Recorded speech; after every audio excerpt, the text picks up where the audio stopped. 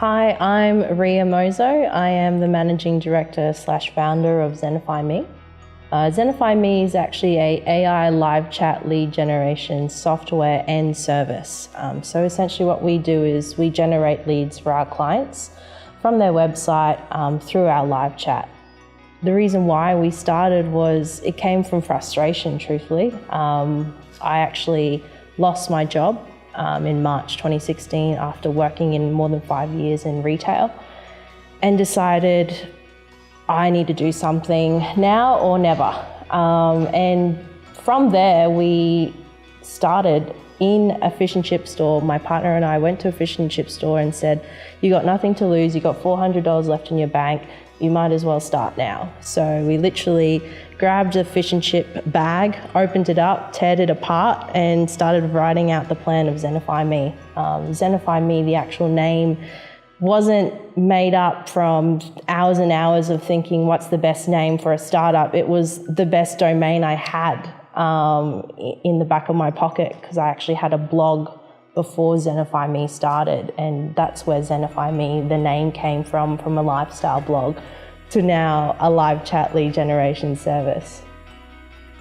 When I was working in retail, the passion was dead. I felt like I was just running this rat race in this little wheel, just continuously running, not actually growing.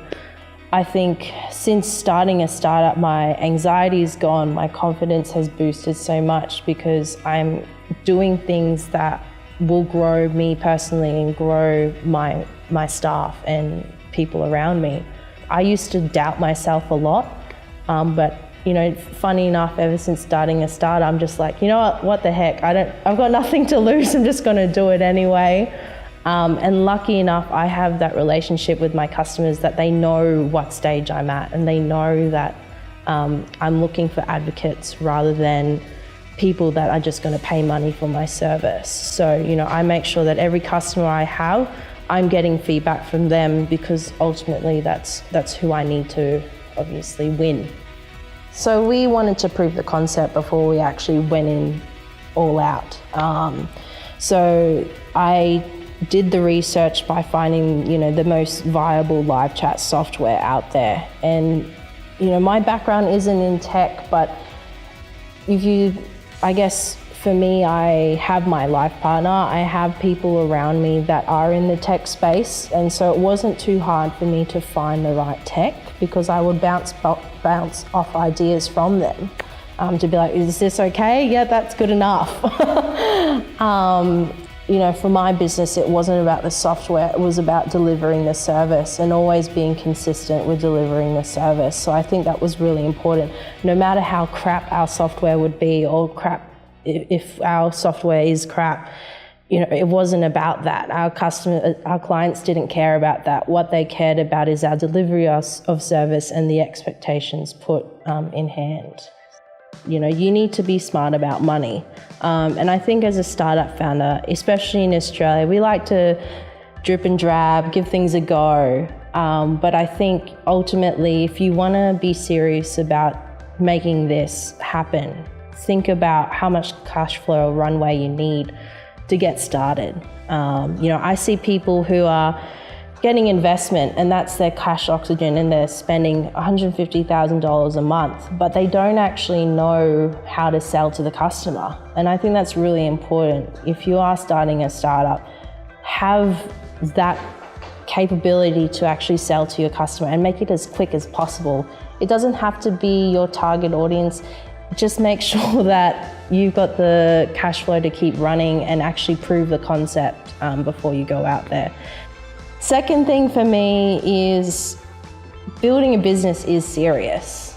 I took a lot of sacrifices to make this happen, and I think people don't realize that entrepreneurship in general, it's not just this la-di-da, I'm going to make $1 million in 4 months.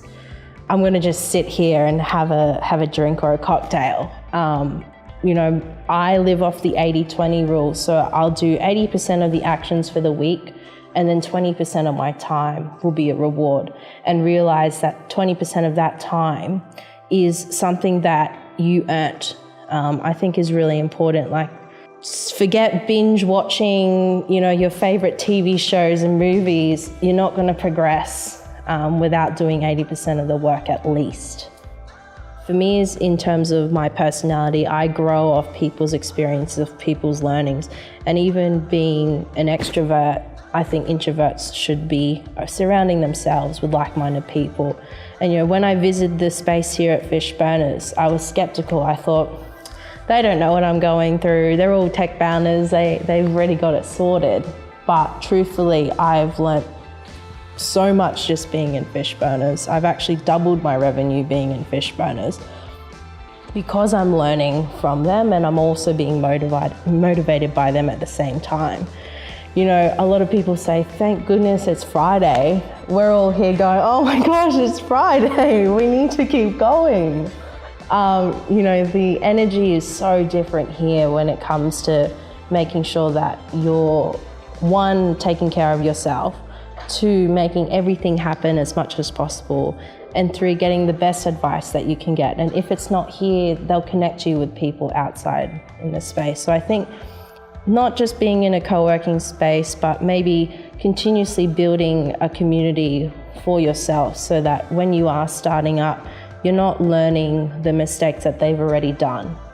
Learn from their mistakes and build on from that.